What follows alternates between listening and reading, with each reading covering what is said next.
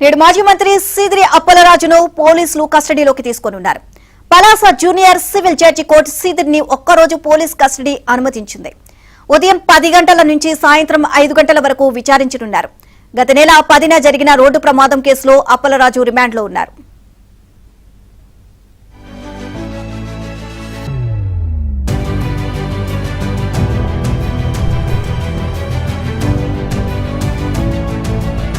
గత నెల 10న జరిగిన రోడ్డు ప్రమాదం కేసులో అప్పలరాజు రిమాండ్లో ఉన్నారు.